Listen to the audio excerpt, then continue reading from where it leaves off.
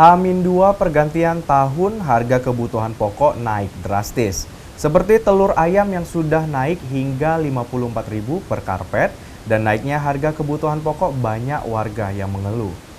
Menjelang pergantian tahun, harga sembako di pasaran mulai mengalami kenaikan, khususnya di Pasar Satelit Kota Lubuk Linggau. Harga kebutuhan pokok sudah naik 2 minggu yang lalu hingga sekarang. Harga kebutuhan pokok yang mengalami kenaikan drastis yaitu telur. Mulai dari telur ayam merah hingga telur puyuh mengalami kenaikan harga menjelang pergantian tahun. Untuk harga telur ayam yang semula Rp45.000 menjadi Rp54.000 per karpet. Telur ayam kampung naik menjadi Rp65.000 per karpet. Telur bebek menjadi Rp65.000 per karpet. Dan untuk telur puyuh naik menjadi Rp35.000 per karpet. Sarkowi, pedagang telur menuturkan harga tersebut sudah mulai turun. Sebelumnya, 2 minggu yang lalu, harga telur ayam mencapai Rp58.000 per karpet. Dan untuk sekarang sudah menjadi Rp54.000 per karpet. Ia berharap ke depannya harga telur stabil kembali.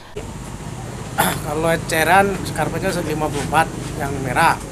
Kalau yang puyuh itu skarpetnya 35. Ayam kampung 60 ayam kampung ya. Ayam kampung skarpetnya 65. Bebek skarpetnya 65. Itu awalnya harga kemarin berapa, Pak? Kalau kemarin itu dalam minggu yang lewat itu 45, 48, terus sampai 50, dan sekarang sampai 54. Harapan ke depannya, Pak? Harapan ke depannya kalau bisa turun kan. Jangan berarti masyarakat itu udah saro kan beli kan. Kalau untuk 5 karpet ini lain harganya. Itu? Kalau 5 karpetan 5 karpet itu 53 5 karpetnya. Dalam jumlah yang banyak itu harganya bisa berkurang. Bisa 53, 52, bahkan bisa 50.